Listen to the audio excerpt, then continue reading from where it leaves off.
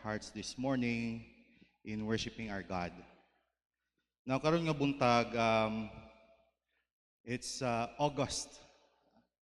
Human ani will be Burr seasons, but also having this new month, but pasabot nga naa kitay bag-o nga tema karon nga bulan.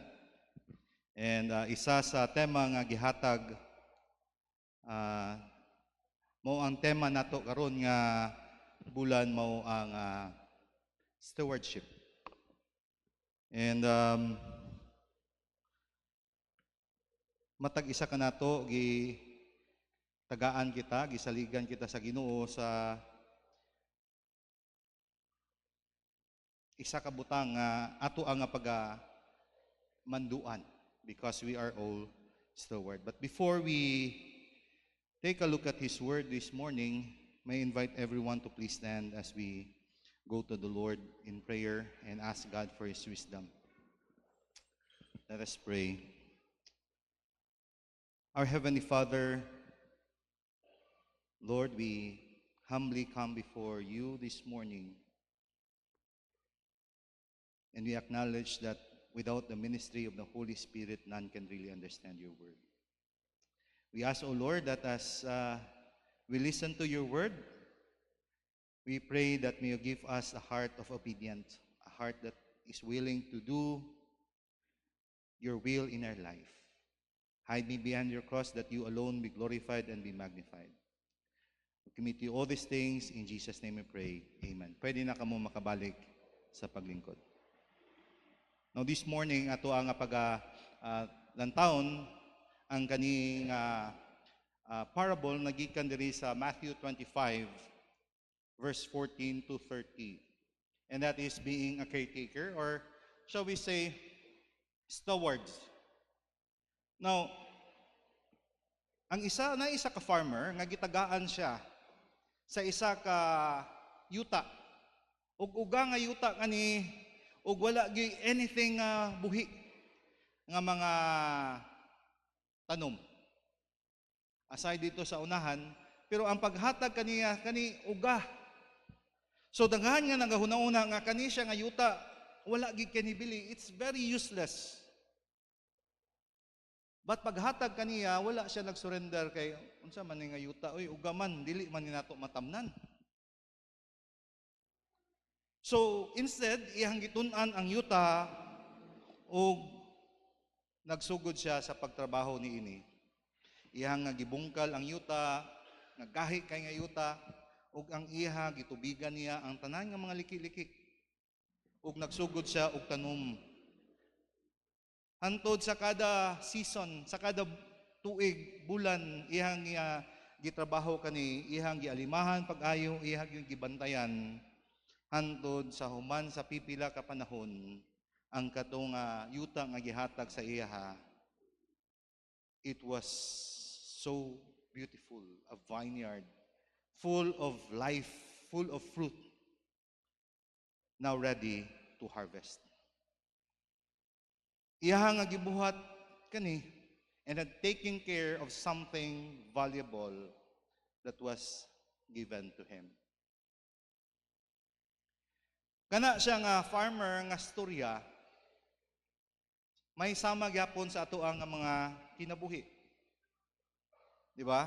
Ang Ginoo gitagahan kita niya og dako kayo nga mga panalangin sa ato nga kinabuhi. But sometimes we just fail to realize what God had given us. Ang pagpanalangin sa Ginoo sa ato dili lang kwarta, dili lang ang mga butang. Pero apil niini ang ato ang oras. Gitagaan kita niya og oras that we can manage. Gitagaan kita niya og kinabuhi. And that is why when we wake up in the morning, we praise God, Lord, salamat ani nga bag-o nga kinabuhi. Gitagaan kita niya influensya, gibutang kaniya sa isa ka butang nga ikaw mahimo nga boss baka ha, that you would have an influence over those people. Tagaan kaniya og creativity, that you can use it Probably you could play instrument, you could do art, or anything that God had given you, makadiskarte ka. And not only that, gitagaan ka sa Ginoo og relationships. People around you, your friends, your classmates, God give you those things. And even people around us, He had given us. And that is why each of this gift nga mga butang anha sa tua, kana siya dili tungod kay kita sa tua, kun dili kana gihatag kana sa Ginoo, gitugyan kana sa Ginoo sa matag isa kanato, sa isa ka gasa. And those things nga anha kanato, whether our money, our things, whether time, our life, influence, our creativity, our relationships, and those things are not meant to be stored up. But they are to be overlooked after. They are not to be hidden. But it should be taken care of nga para ka na magatubo o para ka na maggamit. So karon nga buntag ato nga pagatun-an kani nga parable, which is found in Matthew chapter 25. So kani siya nga storya kung atong pagalantawon diri usahay maghisgot ka na, oh, this is about investment strategies. But we are not going to talk about the story about the investment strategies, but it is about the heart of a faithful manager. And when we realize those things, nga kita di ay a manager sa isa ka butang, then it changes our view. That everything nga naa sa tuwa di ay, our position, our influence, are just loaned from us. Gipaulam lang sa tuwa. Walay atuwa diri. And everything we do for Him is not to promote ourselves, but to give God the glory.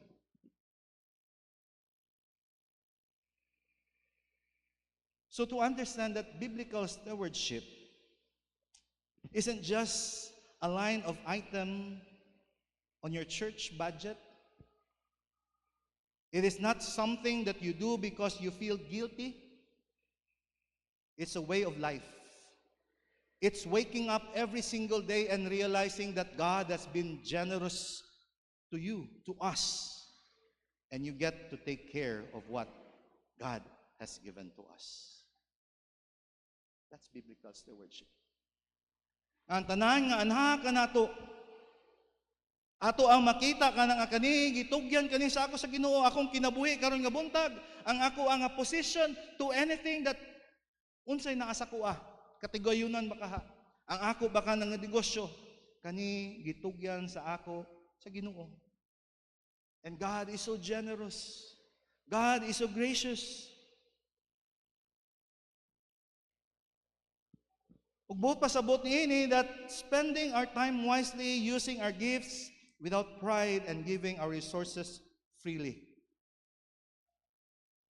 And it means asking, how can I help others to glorify God?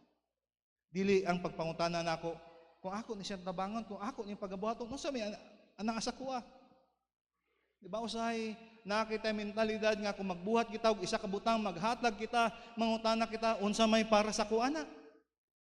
Unsa may ako makuha ni ana kung magbuhat ako ni ana? But when we realize that all these things that we have is just loan from God, then our perspective, we would not ask, what is it for me? But how can I help others to glorify God? So, let me ask you, ang unsay gitugyan sa imo sa Ginoo, whether influence, finances, your time, are you multiplying what God has given you?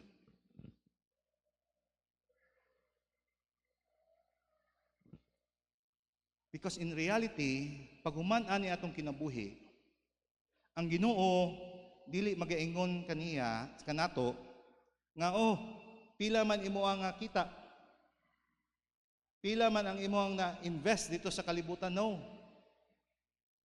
But God will ask us, how faithful you have been to what I have entrusted you. How many souls were brought to the Lord because of what I have entrusted you.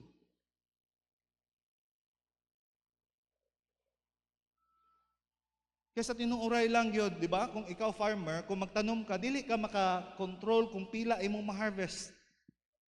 Walay farmer nga nagabuhat sila, butang nga mag-ila na ikwinta, kani akong itanom nga sa 1 ka hektarya, ako ang kitaon.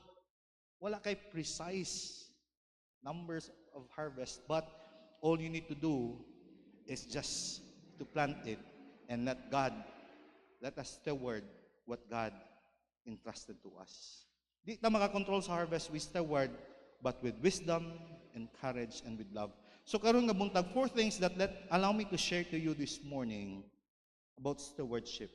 Una sa tanan, atong pagalantawon that in verse 14 to 15 of Matthew chapter 25, God has given us greatness. He has given us greatness. In verses 14 to 15, allow me to read, "For it is just like a man about to go on a journey who called his own slave and entrusted his possession to them. To one he gave 5 talents, to the other 2, and the other 1, each according to his own ability, and he went on his journey." Now, pinakasugod pa lang, ani nga parable, ginapakita na ang isa ka kamatuoran. And what is that reality? That this servant don't have anything. Everything that they're going to have belongs to their master. Busa bitaw, sa pagtawag niya sa iyang mga ulipon, sa iyang mga slaves, iyang entrust, who called his own slave and entrusted his possession. Entrusted, of course, no, to hand over or to commit to someone's care. Ako kaning itugyan sa kanimo. Wala siya naghatag kuno, they entrusted, di ba? Entrusted. So they are managers, not owners. So the master didn't give them the same amount kung atong pagalantaon because ingon pa diha, gitagaan nila na 5, na 2, and 1 according to his ability. He gives them according to his ability, to what a servant can manage. So unsa may gihatag niya? Now, ingon diha, talents. Now, sa kapanahunan, kaning talents is something gina-weigh in. So it's probably silver and gold. Wala man naka-mention diha unsa na nga metal. But I look on it, ang 1 talent sa ato nga kapanahunan karon, if that is a precious metal like silver and gold, sa isa ka talent, it is equivalent to 1.74 million pesos. If it was a gold, then it could have, ang 1 talent sa ato nga kapanahunan karon, it could have 255 million pesos. Wow, no? Ang isa ka talent. So kani nga mga servant, at least they have received a fortune. Kung ba, paldo na, nakapaldo na sila, kay dako, kay ilang nadawatan, so mga kabatanunan pa. 1.74 million. The minimum, ang 1 talent, it is equivalent to 15 to 20 years of labor wages sa ilang kapanahunan. So, kung atong pagalantahon, kanang kapanahunan, makita nato ang relationship nga ang pagsalig niya sa iya nga mga sulugoon, and also they are important person. So it is with us, God has entrusted to us that God trust, gisaligan kita niya, gitugyanan kita sila, and it is personal nga paghatag sa Ginoo. So ang matag isa nga mga anak sa Dios, dili sila ginatawag nga tambay. We are not all bystanders in His kingdom. We are commissioned agent. Listen, God did not give us crumbs. He gave us capital resources meant to be put to work, not hidden away. Ang matag isa ka nato, the, the moment that you have entrusted to the Lord Jesus Christ your life, you accepted Him as your Lord and Savior, wala ka gitagaan og mumho para magsugod og negosyo. I'm not talking about the physical, but the spiritual aspect. Nga kaya nimong buhaton ang isa ka butang. Busa bitaw sa pinakasugod ang ingon sa Ginoo sa iya nga binuhat sa Genesis chapter 1 verse 28, and God blessed them and said, be fruitful and multiply, fill the earth and govern it, reign over the fish in the sea and the birds in the sky, and all the animals that scurry along the ground. So, pinakapasugod pa lang gali pagbuhat sa Ginoo. Ingon niya nga, ang tanan nga iyang nga binuhat sila Adam and Eve, humanity has been given dominion over creation, not to exploit it, but to cultivate and to care for it. Not only that, in Psalm 24 verse 1, the earth is the Lord in the fullness thereof. And this is a reminder to all of us that we don't own anything. Wala kita'y panag-iya. We are simply tenants living on God's land, using God's resources. So sa ato karon, ang mga tao karon usay makakuan na sila titulo sa ilang ayuta, this is mine. Pero kung sa ato anang magbayad pamantag buhis, it's just a form of rent, di ba? Pero ang pulong sa Ginoo ganingon tanan diri sa kalibutan, iyaha kanang panag-iya, walay atoa. And we need to remind ourselves that everything that we have, whether our jobs, our businesses, everything belongs to the Lord. 1 Corinthians chapter 4 verse 2, knowing that everything belongs to the Lord, moreover, it is required to steward that they be found faithful. So, we are not called to be successful by the world's standard, but being faithful to God. Now, being successful in the world's standard, I'm not saying that those things are wrong. Kaya kung ikaw gitagaan ka, gihatagan kag success sa Ginoo, God put you there. And God called you to be faithful, to be a steward, nga gamiton nimo unsa man kanang ambutang para sa kaymayan sa Ginoo. Even Joseph, remember Joseph, gitagaan sa taas nga posisyon. Wala siya panag-iya nga daghan kay nga kahumayan, pero himo siya nga butang sa posisyon siya sa Ginoo para i-save niya ang mga katawhan sa pag-abot sa famine, not only to save the Egyptian people, but also the lineage of the Lord Jesus Christ.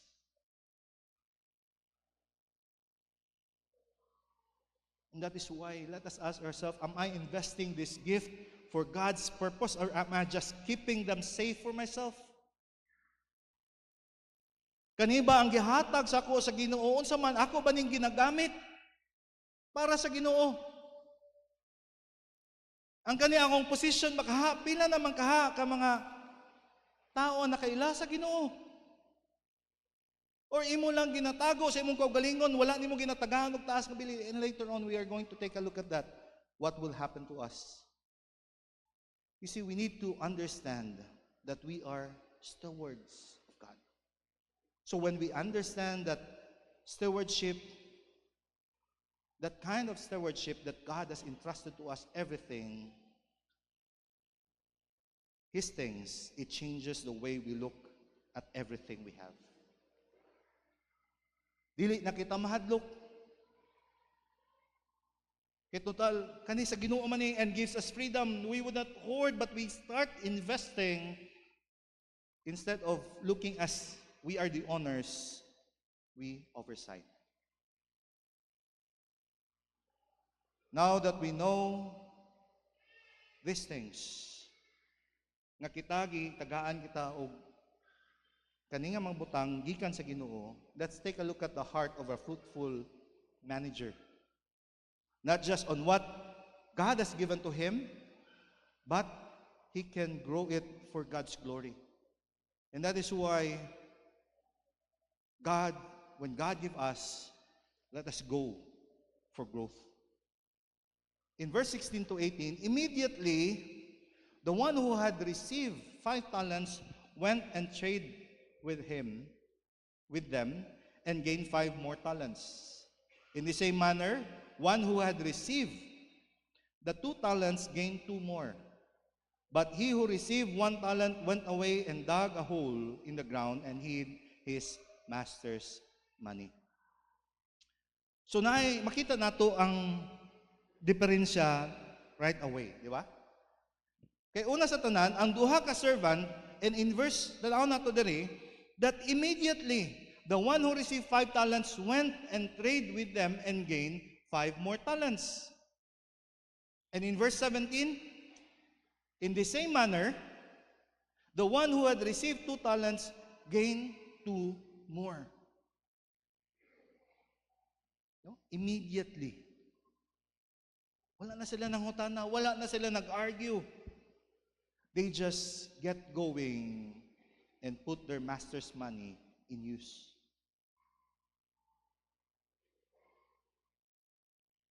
But let's take notice nga wala sila naging careless, di ba? They acted wisely. They trade with what they receive. That means that they take the risk. They work hard and engage with the world. Ilang gibuhat. Dili pod nga bahala na. But they acted wisely. But the third servant, unsa yung gibuhat? Oh, wala siya gibuhat, no? Wala siya gibuhat. Ang iyang gibuhat lang, iya lang gilubong ang talent. Unsay gihatag sa iya. And that is why ang paggamit diha, he purposely hid his talent with purpose. Not out of wisdom, but out of fear. Kaya nga naman, because kinahadlok siya sa iya nga master, ay iya lang gitago. You see, faithful stewardship isn't about playing it safe. It's about putting it to work. God doesn't call us to guard His gifts. He calls us to grow them for spiritual, relational, and redemptive good.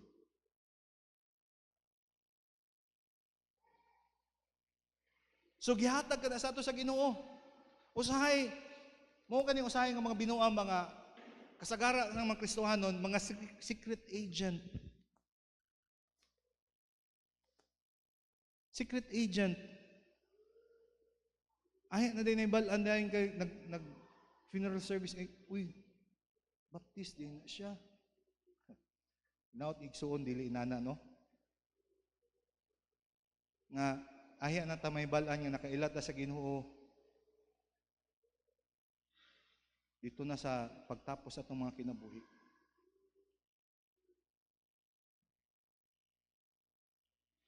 Kaya ang gihatag sa ato sa Ginoo dili nga para nato taguan, para bantayan ang mga gasa nga gihatag sa ato. Gitawag kita for spiritual and relational and redemptive good. James chapter 2 verse 26. For as the body apart from the spirit is dead, so also faith apart from work is dead. So genuine trust in God, it produces tangible action.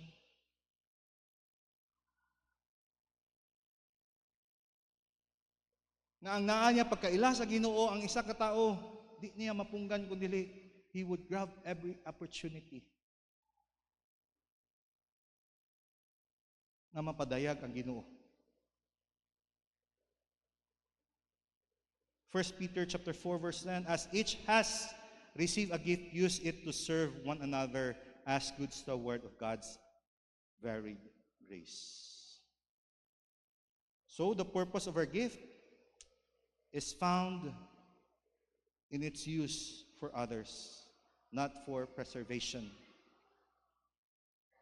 And in Luke chapter 16, verse 10, one who is faithful in a very little is also faithful in much. Mao kana nga ang ato ang pagbuhat sa buluhaton sa Dios, unsay gihatag nga gasa sa imuha, dili kinahanglan nga diretso na nga nindot dagko na kay imong gunitan. It starts with small action. Probably you start one-to-one. Usahay, ganahan kita charismatic, gusto nato diretso kung magbuhat og isa ka butang para sa Ginoo, kato nang yung dinag ko. But even in small, di kita makasugod. Because action in small matters prepares us for greater responsibilities.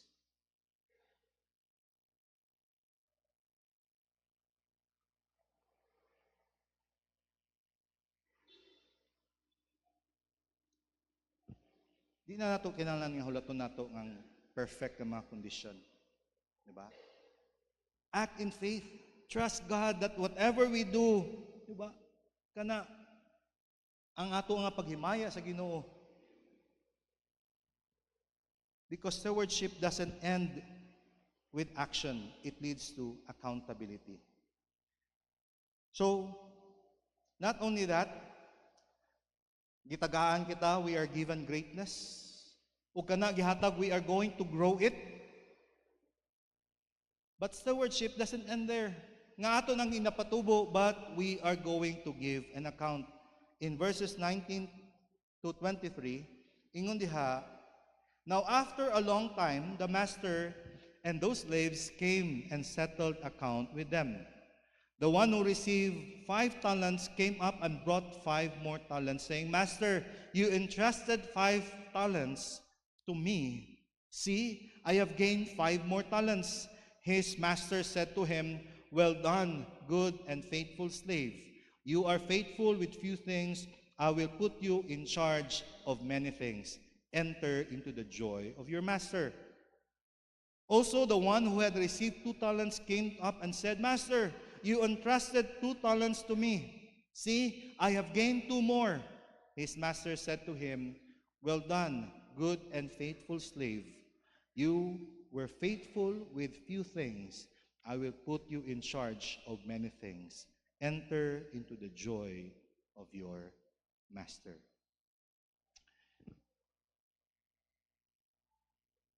So after adto, makita nato nga kani nga parable nagatudlo pod nga isa ka kamatuoran nga dili gid kita makaikyas. Because one of this day mag-abot gyud nga kita magaatubang kita sa Ginoo. Just like this, that the master returns and the day that comes is to give an account. Busa bitaw ingon diha, after a long time the master of those slave came and settled accounts. That carries a legal and relational weight. It implies a full and honest review of what was entrusted and what was produced.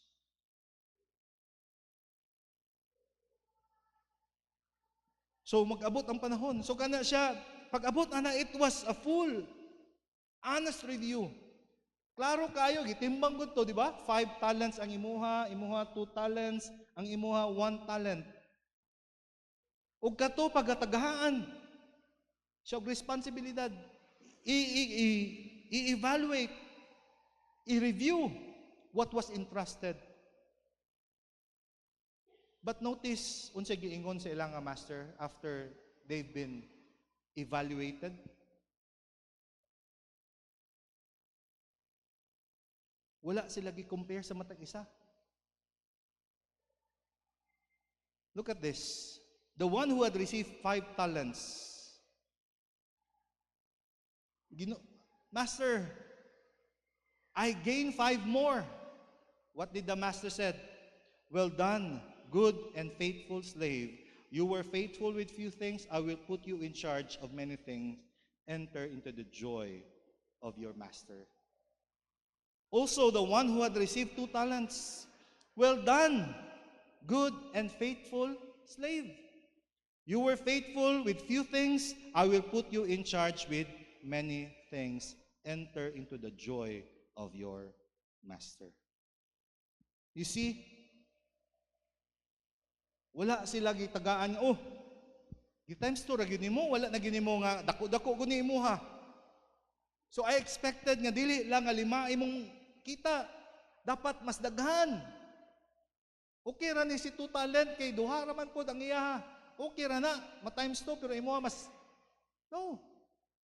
Pero ingon sa ilang nga master, both were given identical praise. No matter how much they have been given, what matter is not the scale of the outcome, but the integrity of the effort. 2 ways, 2 rewards comes in kanin ba ang 2 ways nga ang reward gihatag sila ha. First is that I will put you in charge of many. First, una, well done, a faithful servant. You were faithful in few things, I will put you in charge in many things. First is that gitagaan sila sa Ginoo of more responsibility. I will put you in charge of in many things. And secondly, the reward that comes to them, not only it gives them more responsibility, but a closer relationship with their master. Enter into the joy of your master. You know, kung magatuman kita sa kabubuton sa Ginoo, if we are being good steward, we enjoy. Kung atong gabuhaton bitaw para gyud sa Ginoo, bisan pa unsa kahago, at the end of the day, we enter into the joy of the master. Dili kapoy. And God would entrust you more, that there will be a lot of opportunities that God would give you.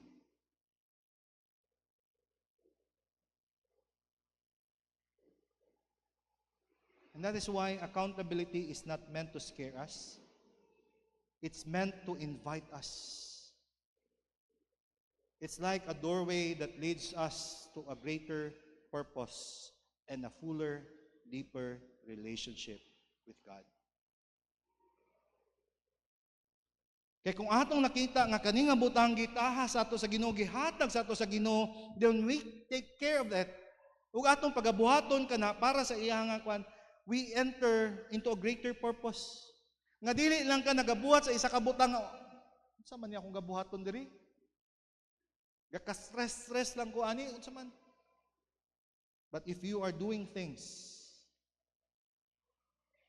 for His kingdom, for relational,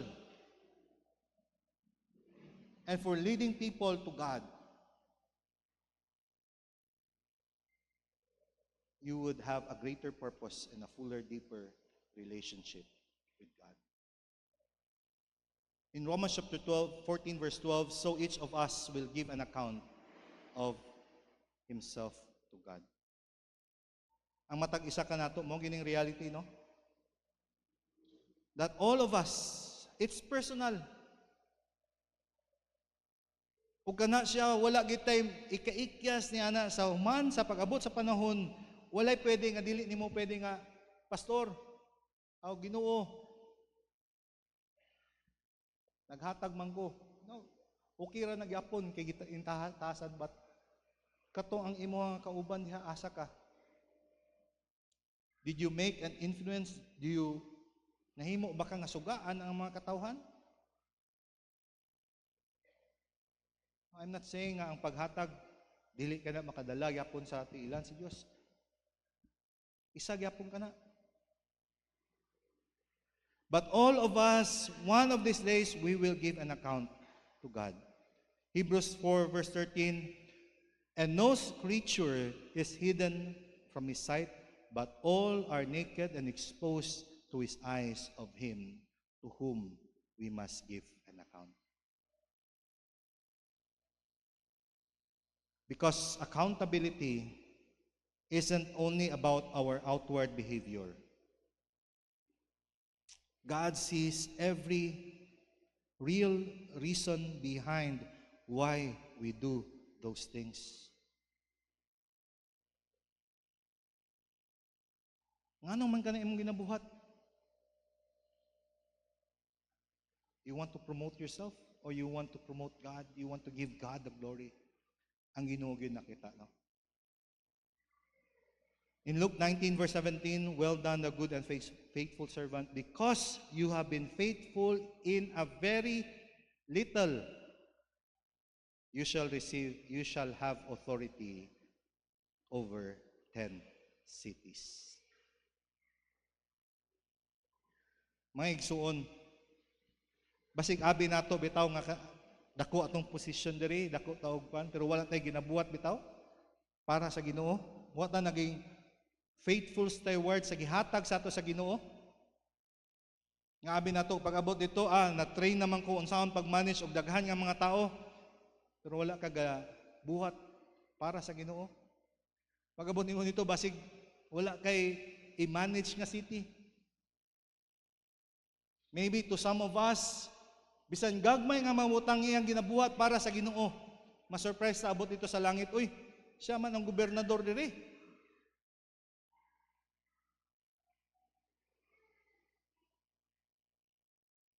Because in a very little, you shall have authority over 10 cities. This is in the future. That how we live now, how faithful we are of what God has given to us, will directly affect what He gives us in the life to come. So mga igsuon, accountability is not judgment. It is love protecting us from self-deception. Kaya sa abi nato, okay na atong ginabuhat, but we are deceiving ourselves. Kung atong may balaan nga kita, accountable di kita sa maabot nga panahon, then we are going to be good stewards. But you know what? The parable didn't end in celebration. It ends with a warning. After seeing faithfulness and accountability ato san pagalantawon, the cost of neglect. And the grievous loss in verse 24 to 30. And the one who also received 1 talent come up and said, Master, I know you to be a hard man, reaping where you did not sow, and gathering where you scattered no seed. And I was afraid and went away and hid your talent in the ground. See, you have what's yours. But the master answered and said to him, You wicked, lazy slave, you know that I reap where I did not sow, and gather where I scattered no seed. Then you ought to have put my money in the bank, and on my arrival, I would have received my money back with interest. Therefore, take away the talent from him and give to the one who has the 10 talents. For the one who has more shall be given, and he will have the abundance. But from the one who does not have, even what he does not have shall be taken away. Throw out the worthless slave into the outer darkness, in the place where will be weeping and gnashing of teeth. So, kung atong pagalantawon, this is part of the parable that is so dark, And mo kani ang panahon sa that we are going to check ourselves in this parable. Kaya kung atong tanawon, this third servant is not condemned nga tungod kay nalugi siya, wala siya gi kasukan sa iya nga master kay tungod kay sayop ang iya nga investment, na ilad siya, na scam siya, wala. But he didn't make any investment. His sin is not failure, but the refusal. Wala siya gibuhat. And that is why the master's judgment, una, gitawag kaninga slave was wicked because he completely misunderstand the master's character. Una sa tanan, kani siya, daghan og mga views nga gipakita diri. Una, kani nga slave didn't know who God is. Muna nga, ang dito sa last part, githrow siya into the outer darkness where weeping and gnashing of teeth. That's the first view. Wala gidiyan ni ilhan ang Ginoo. Wala siya nagabunga. He has the wrong perception of who God is. And secondly, is lazy. Because he didn't put in any effort. For what reason? Ang iya is kadlok. I was afraid. And it made him hold on to what he had. Wala siya gibuhat. But the master didn't accept his excuses. You see, the punishment is so harsh. Kaya kung atong pagkatanaon, ingon sa Ginoo, okay, ingon sa master, take away from him, no, ang iyang nga talent, ikuha sa iya. And what else? Give it to the one who has 10 talents. Mo kana. And lastly, the servant is thrown into the outer darkness. Now, to all believers, kung atong tanawon diri, usahay yun si Jesus Christ di ay nagatudlo di ay nga mawalang kaluwasan, no. Busa ingon ako ganina, that first view is that katong nga isa ka tawo gitawag siya wicked because he didn't know God. You wicked. He has a wrong perception of who God is. He didn't know God. But another here, kung atong pagalantahon, when he was thrown into the outer darkness, wala nagatudlo si Jesus Christ nga mawala ang salvation, nga imo nga ma-earn ang imo nga kaluwasan pinagi by producing more than others. No. But he is warning that a faith that only speaks but never obeys is empty. Or bisan man nga kuan kita nga mag-adto ko sa simbahan. Nga imong panguna-una nga pagbuhat nimo sa Lord's Supper, imong pagsimba, imong pagpabautismo, mo'y maghatag sa imong kaluwasan, that does not save you. It's knowing God and have him as your personal Lord and Savior.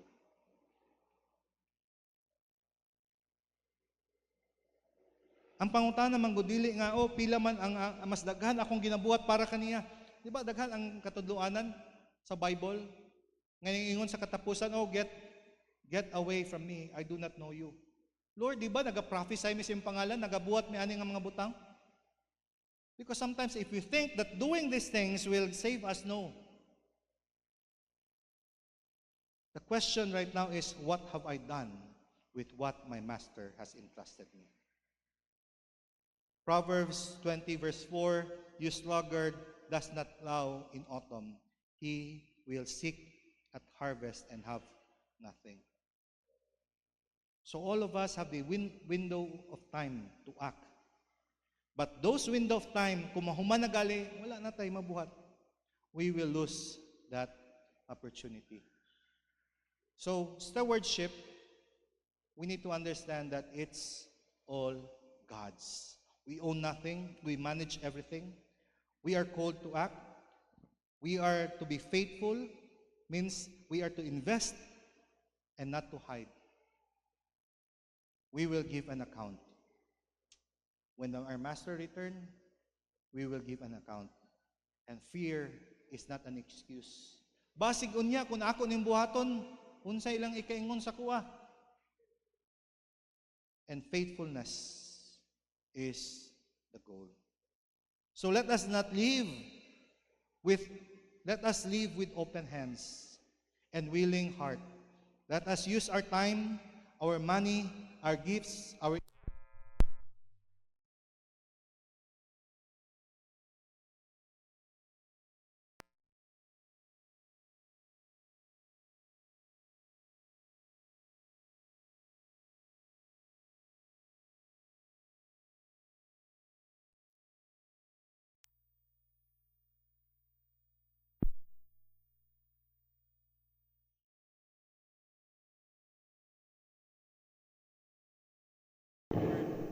may your name be glorified and be magnified in Jesus' name. Amen.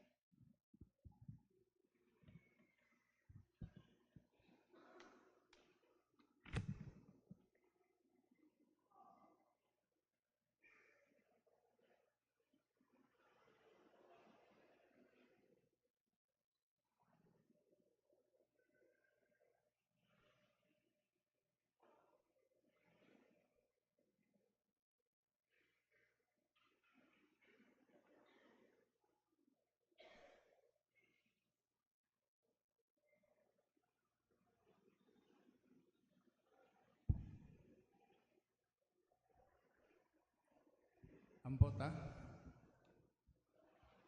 gamana na mo nga Diyos ng langit nun. Kami mapasalamaton gayud Ginoo nga kami karon na niya sa imong balay alampuanan.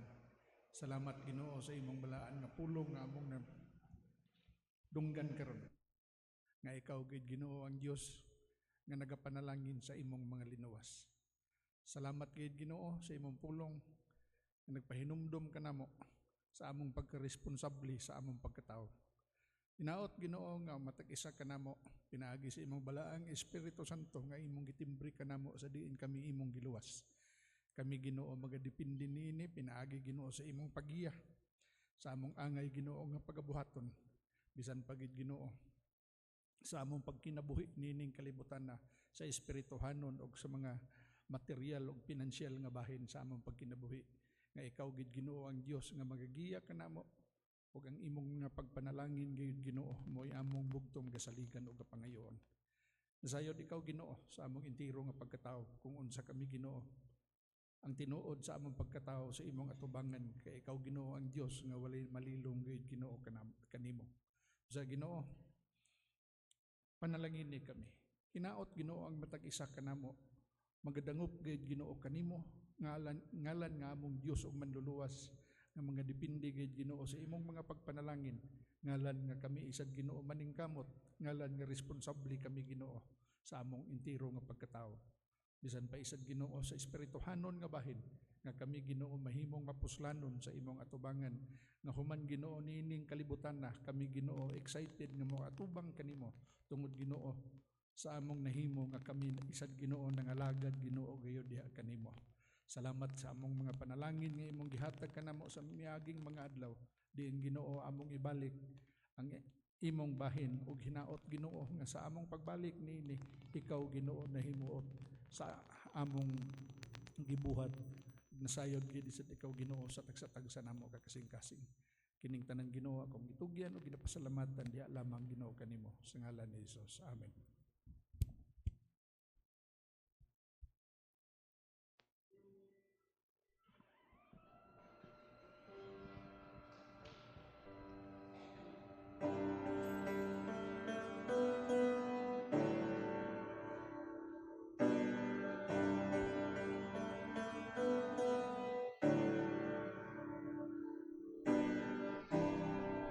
The cross is my beginning,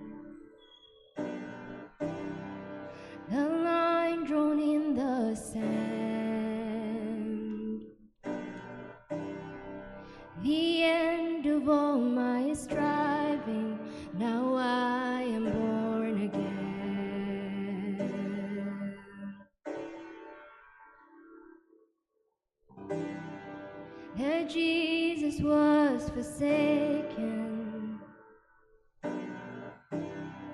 So I will never be. His grace is my salvation, the gift of God, the work of Calvary.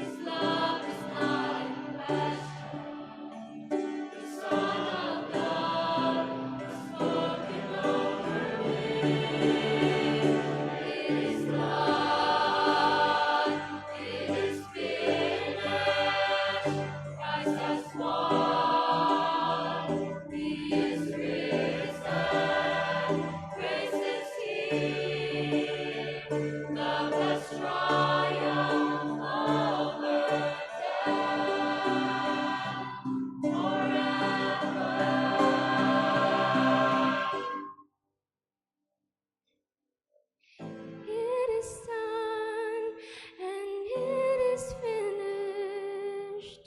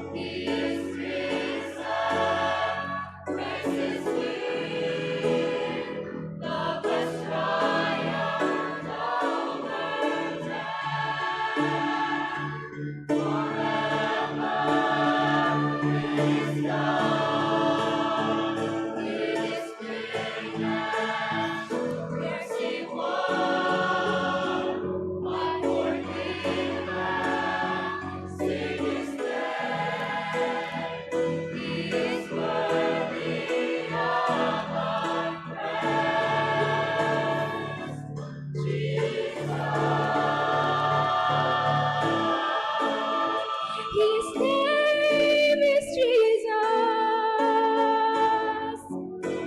Sing his name.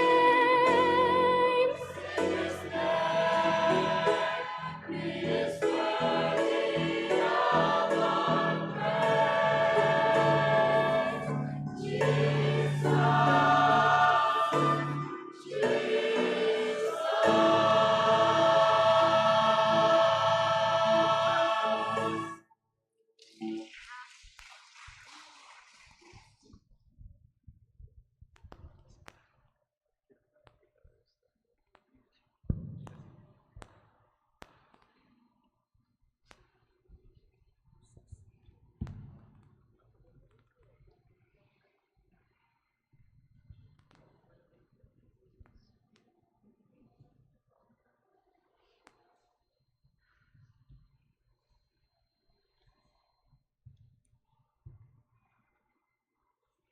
For our closing hymn, let us sing, Give Up Your Best to the Master.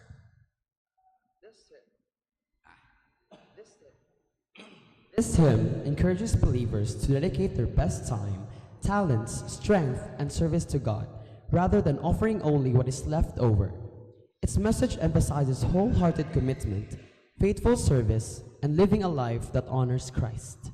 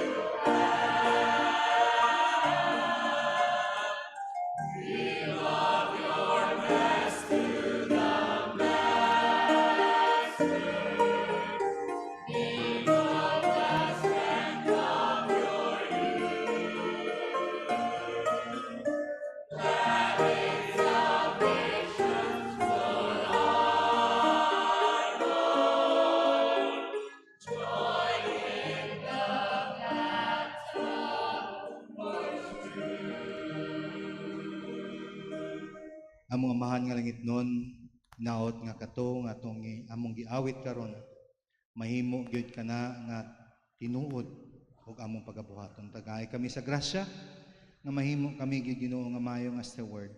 Nga dili lang kato mga labit-labit lang sa among mga bulwaton kundi ang pinaka the best amo imong ihatag diha kanimo. Ginatugyan namo kining kinanan, ginapasalamatan sa ngalan ni Kristo Jesus. Amen.